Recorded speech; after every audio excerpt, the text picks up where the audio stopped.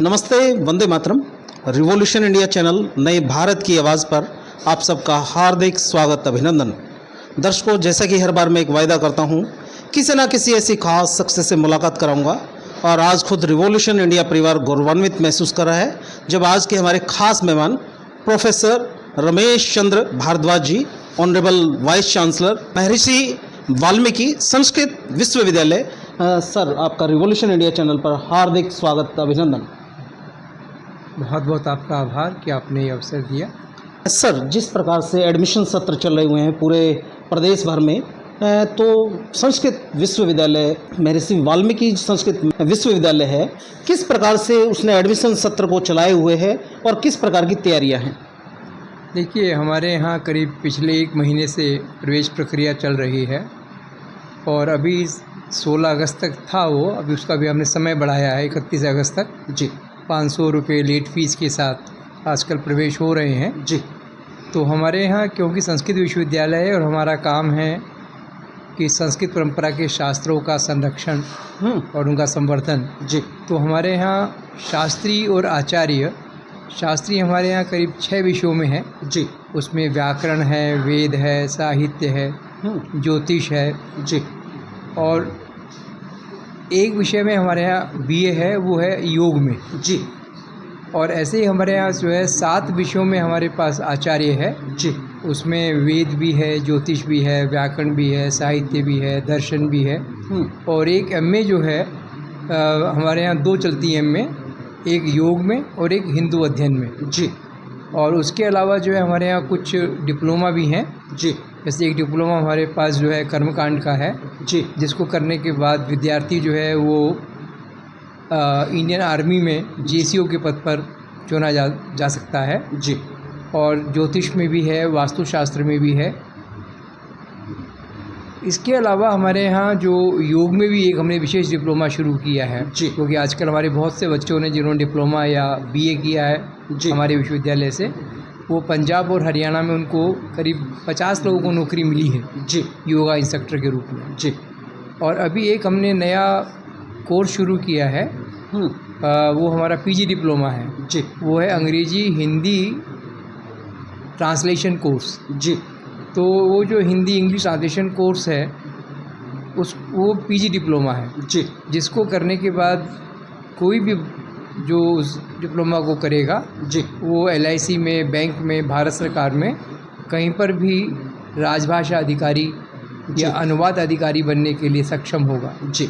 तो इस तरह से ये हमारे यहाँ पाठ्यक्रम चल रहे हैं। जी। और 31 अगस्त तक उसकी प्रवेश जो है तिथि अभी है। ऑनरेबल वाइस चांसलर सर, बहुत महत्वपूर्ण जिम्मेवारी और हरियाणा का एकमात्र संस्कृत विश्वविद्यालय, आप उसका नेतृत्व कर रहे हैं, उसको लीड रोल में आप अग्रसर ले जा रहे हैं। क्या चुनौतियां मानकर आप चले थे जब उस पद को सुशोभित किया, और जो लक्ष्य आपने निर्धारित किया उस लक्ष्य को कितना आपने प्राप्त कर लिया? देखिए, ऐसा है कि विश्वविद्यालय एक ऐसी चीज़ है जो साल, 2 साल, 3 साल में बनता नहीं है। जी। क्योंकि अगर आज हरियाणा में कुरुक्षेत्र विश्वविद्यालय है या रोहतक यूनिवर्सिटी है, जी, जेजेयू है, तो इनके पास अपना 40-50 साल का पूरा इतिहास है। जी। और हमें तो अभी सिर्फ 5 साल हुए हैं। जी। 2018 में गवर्नमेंट ने घोषणा करी, 19 में शुरू किया। जी। और अभी तक जो है हमारी भवन निर्माण चल रहा है। जी। हम अभी भी किराए की बिल्डिंग से अपनी मतलब एक्टिविटीज़ कर रहे हैं। जी। तो विश्वविद्यालय को जो उसके उद्देश्य के लिए स्थापित किया गया है, जी, उसका पूरा परिणाम तो आने में समय लगेगा, निश्चित तौर पर। तो और फिर भी ये है क्योंकि ये एक अलग तरह का विश्वविद्यालय है। जी। ये जनरल यूनिवर्सिटी नहीं है। जी। तो समाज में इस तरह के शास्त्री है, आचार्य है, इन तरह के विषयों में और शास्त्रों के अध्ययन के लिए, जी, बच्चों को आकृष्ट करना एक बहुत बड़ी चुनौती है। क्योंकि कोई भी माँ बाप अपने बच्चे को बिना उसका भविष्य उज्जवल देखे नहीं भेजेगा। जी। और बच्चे भी नहीं आएंगे, निश्चित। तो अब हमारी जो चुनौती है वो यही है कि राष्ट्रीय शिक्षा नीति 2020 के अनुसार, जी, जो भारत सरकार ने और हरियाणा सरकार ने एक नई दृष्टि से पाठ्यक्रमों को डिज़ाइन किया है। क्योंकि हम हरियाणा के पहले विश्वविद्यालय हैं जिन्होंने राष्ट्रीय शिक्षा नीति को सर्वांगीण रूप से न केवल अपने यहाँ अपने संबद्ध महाविद्यालयों में भी चलाया है। जी। कुरुक्षेत्र कहता है कि उसने पहले किया है, पर उससे पहले हम कर चुके थे। ये बहुत बड़ी आप बात करें।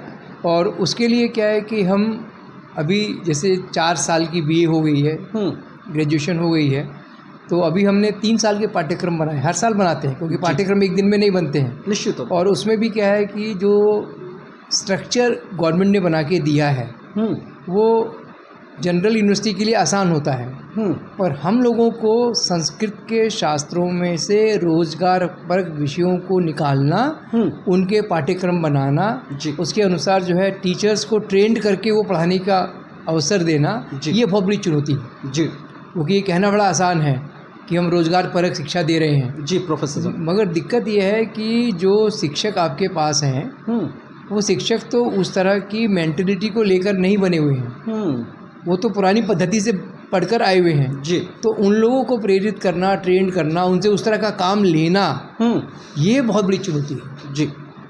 प्रोफेसर साहब, आपने जिक्र किया 50 वर्ष पहले कुरुक्षेत्र यूनिवर्सिटी, एमडी यूनिवर्सिटी, और अब संस्कृत विश्वविद्यालय की परिकल्पना, और जिस पे आप निरंतर कार्यरत हैं, बिना थके बिना रुके एक योद्धा के रूप में हमें नज़र आते हैं। अभी आप रामराय संस्कृत महाविद्यालय में संस्कृत साप्ताहिक दिवस के रूप में एक संगोष्ठी में मौजूद रहे।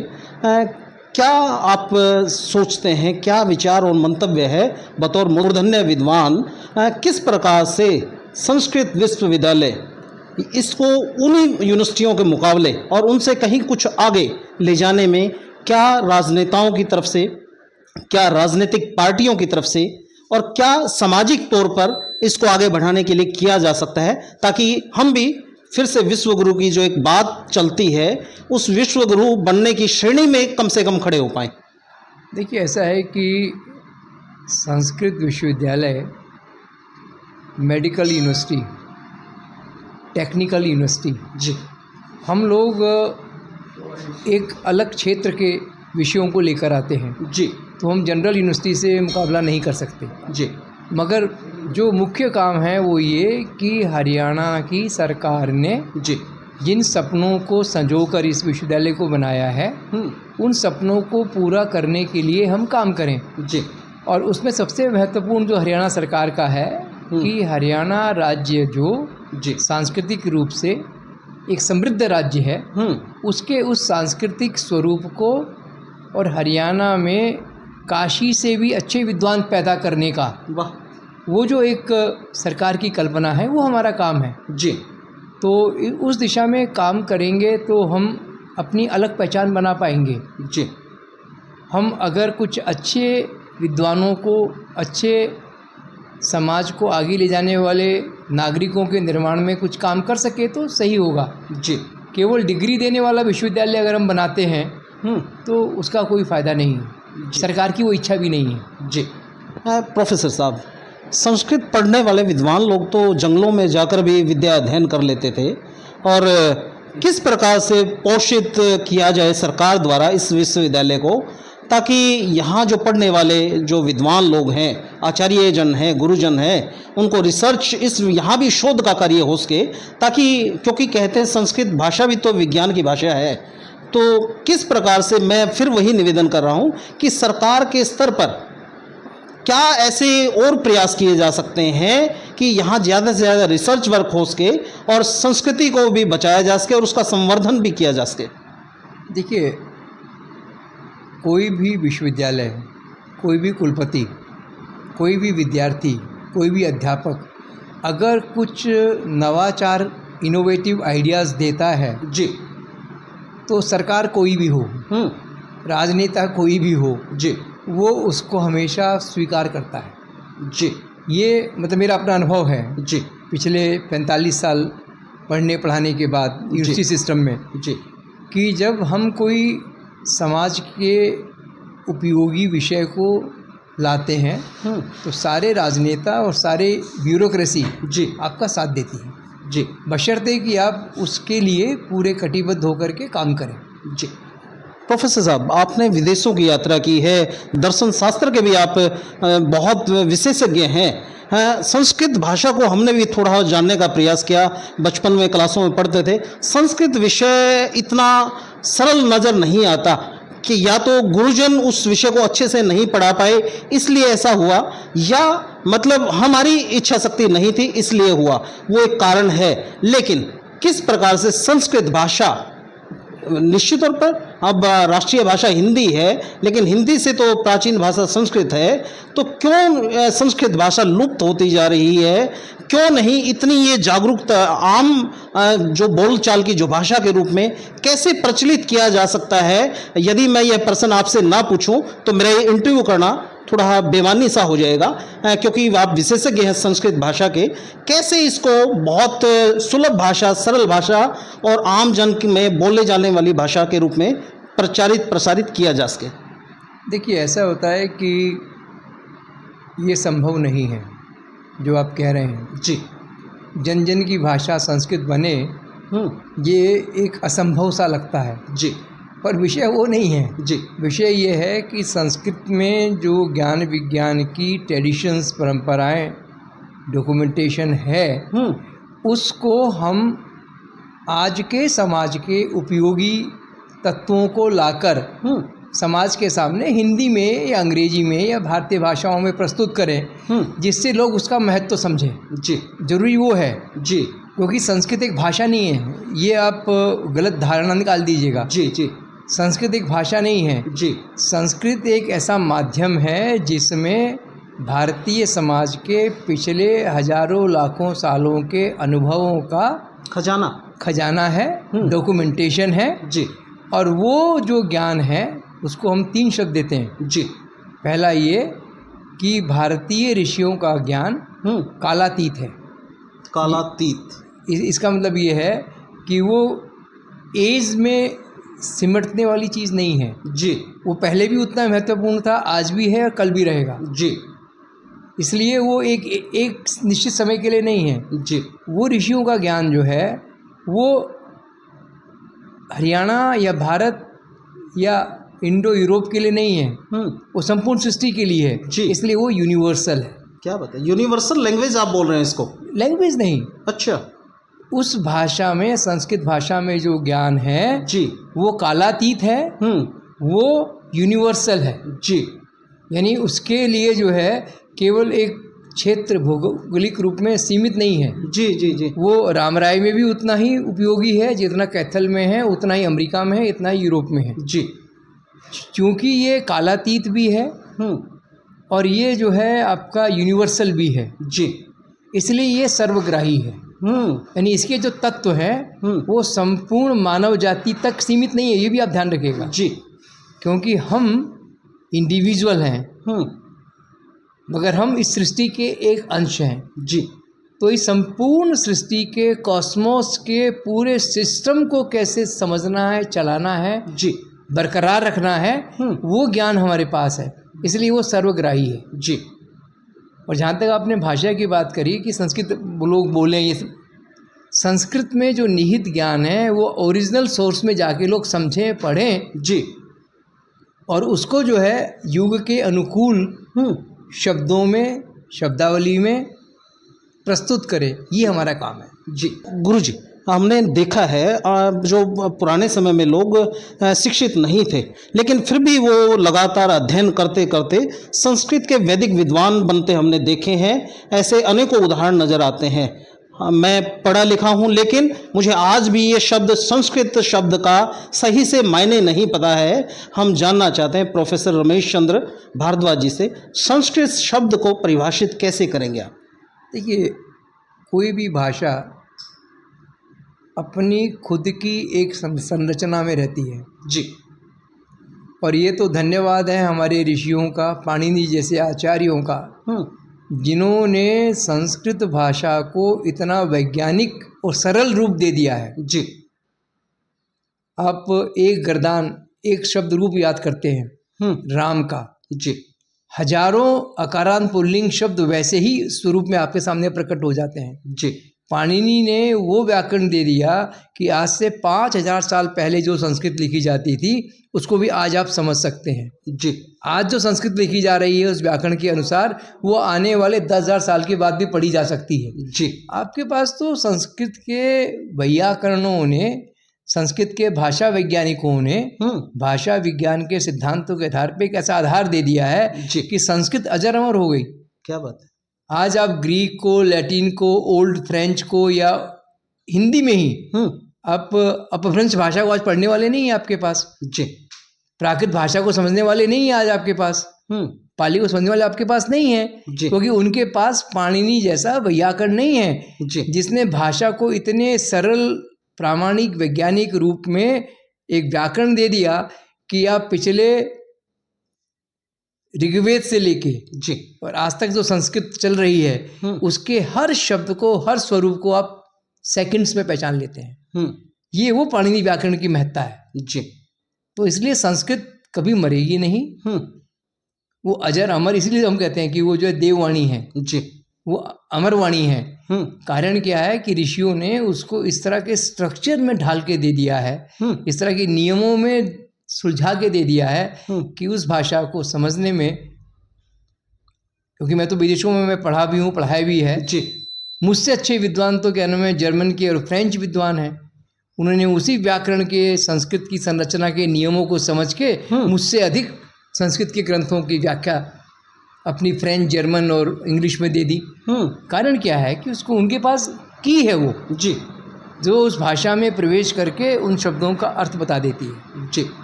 प्रोफेसर साहब, संस्कृत में हम यज्ञ हवन करते हैं, उसका मंत्रोच्चारण करते हैं, लेकिन जब उसका बिना अर्थ किए जाने हम उसको काम को करते हैं, शायद उसका जो फल हमें प्राप्त होना है उस फल से हम शायद वंचित रह जाते हैं। किस प्रकार से उसके अर्थ को समझा जाए? उस जितनी कोर्सेज संस्कृत के माध्यम से कराए जाते हैं, क्या विद्यार्थियों को उनके अर्थों के बारे में भी विज्ञान बताया जाता है? बिल्कुल बताया जाता है। हम तो ऐसा है ना कि हमारे यहाँ हर ग्रंथ का भाष्य है जी, उसके टीका ग्रंथ हैं, उसके व्याख्या ग्रंथ हैं, सब संस्कृत में ही है। तो जैसे मुझे कोई मंत्र देखना है, उसका अर्थ निकालना है, तो मैं अपने पूरे भाष्यकारों की परंपरा के भाष्य को पढ़ के, ग्रंथ को पढ़ के तब अर्थ करता हूँ जी। तो हमारे पास पूरे संसाधन है जी। हमारी परंपरा कहीं पर भी कमज़ोर नहीं है। कमजोरी है तो हमारे पुरुषार्थ में जी, किसने कितना उसको पढ़ा है, समझा है, ये उस बेचारे की समस्या है जी, शास्त्र की समस्या नहीं है जी। दर्शकों, जिस प्रकार से बड़े बुजुर्गों ने कहा है कि बहता पानी चलता साधु पवित्र ही पवित्र होता है और जहाँ जाता है उस चीज़ को पवित्र और निर्मल करता चलता है। हमारे साथ परम पूज्य honourable vice chancellor professor Ramesh Chandra Bhardwaj ji मौजूद हैं। भारद्वाज जी, अंतिम निवेदन, आप प्रचार प्रसार विदेशों तक आपने किया है, संस्कृत को संरक्षित भी कर रहे हैं, पोषित भी कर रहे हैं और संवर्धन भी कर रहे हैं। क्या ऐसे कदम सरकार के स्तर पर, भारत सरकार, राज्य सरकारों के स्तर पर क्या ऐसे कदम उठाए जाने आवश्यक हैं कि जिससे जिस मिशन को आप ऑनरेबल वाइस चांसलर निभा रहे हैं, क्या उस मिशन को, उस महायज्ञ में हर एक आम व्यक्ति आहुति के रूप में डाल पाए? ऐसे क्या वो कदम सरकारों के द्वारा उठाए जाने चाहिए? देखिए, सरकार कोई अस्तित्व नहीं है जी। भारतीय परंपरा में सरकार नाम की कोई चीज़ होती ही नहीं है। हमारे संस्कारों में हमारी कोई सरकार नहीं है जी। हमारे ऊपर सिर्फ एक चीज़ का कंट्रोल है, वो है समाज। क्या बात है? हम सरकारोन्मुखी नहीं हैं जी। हम किसी चीज़ के लिए सरकार की ओर नहीं देखते जी, हम समाज की ओर देखते हैं। जब तक ये भारतीय समाज इस संस्कृत के महत्व को नहीं समझेगा जी, सरकार ने तो स्कूलों में व्यवस्था की हुई है, ठीक है। आप अपने बच्चे को संस्कृत की जगह फ्रेंच पढ़वा रहे हैं जी, अंग्रेजी पढ़वा रहे हैं, अच्छी बात है, मगर आप उसको संस्कृत के विकल्प में म्यूज़िक है, होम साइंस है, वो दिलवा रहे हैं जी। स्कूल में आप संस्कृत नहीं दिलवा रहे हैं जी। तो अपने पैरों पे कुठाराघात तो समाज खुद कर रहा है जी। सरकार तो जब 500 बच्चे लिख के दे देंगे डिस्ट्रिक्ट एजुकेशन ऑफिसर को, जब कोई प्रिंसिपल लिख के भेजेगा कि मेरे यहाँ 50 बच्चे संस्कृत पढ़ना चाहते हैं 9वीं में, जी टीचर 2 सरकार देती है। जी क्योंकि सरकार जो है वो समाज की इच्छाओं की पूर्ति का एक साधन है। वाह, बहुत सुंदर। सरकार कुछ नहीं है हमारे लिए। जी यहाँ जो समस्या है कि भारतीय समाज पाश्चात्य सभ्यता के पीछे इतना पागल हो चुका है कि वो अपनी जड़ों को खुद ही कुरेद रहा है, समझ नहीं पा रहा है। उसके आगे भ्रम का, उसके आगे एक भय का जी ऐसा वातावरण क्रिएट कर दिया है इस मीडिया ने जी कि वो दिग्भ्रांत है, भ्रम में रह रहा है वो। जी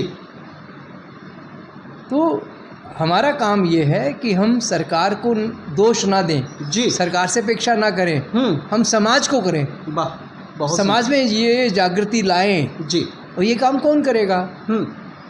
ये काम जो है समाज के वही बुद्धिजीवी करेंगे जिनकी समाज सम्मानपूर्वक दिखता है। जी आप किन की बात कर रहे हैं? सरकार की बात क्यों कर रहे हैं? जी आज जितने भी मठ और बड़े बड़े ये क्या नाम है स्थान बने हुए हैं, जी ये सारे पब्लिक स्कूल अंग्रेजी के चला रहे हैं। क्या बात है, बहुत बड़ी बात कर रहे हैं आप। कौन सा ऐसा मठाधीश है या बड़े बड़े क्या नाम है जो बने हुए हैं जिनके पास अरबों की समाज की संपत्ति है, वो संस्कृत के या शास्त्रों की रक्षा के लिए विद्यालय या रिसर्च सेंटर चला रहे हों? क्या बात, सारे पब्लिक स्कूल चला रहे हैं, कॉन्वेंट स्कूल चला रहे हैं जी डॉक्टर साहब, जो अंग्रेजी शिक्षा दे रहे हैं, जो टाई लगवा रहे हैं। जी वो संस्कार नहीं बता रहे कि भैया धोती कुर्ते में या पजामे कुर्ते में आओगे तो तुम्हें भारतीय संस्कृति का एक प्रतिनिधि मानेंगे।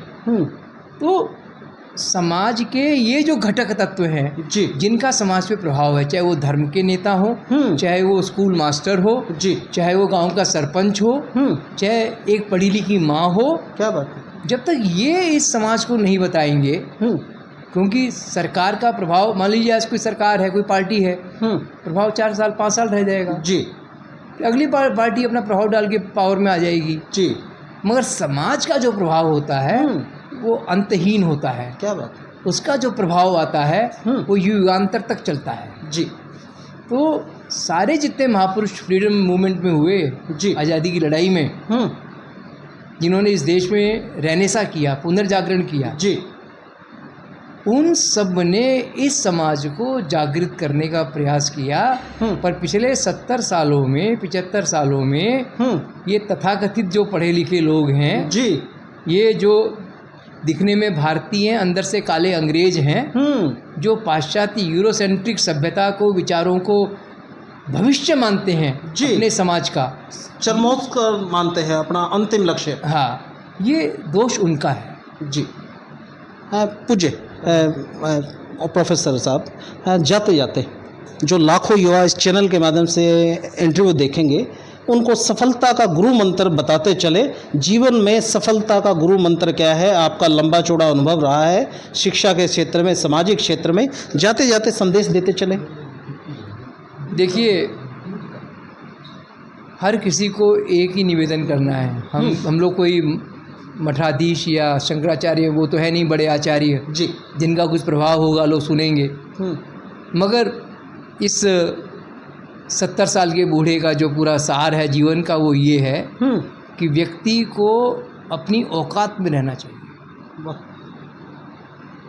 उसकी जो औकात है उसकी जड़ें हैं। क्या बात। और किसी व्यक्ति की जड़ कहाँ है?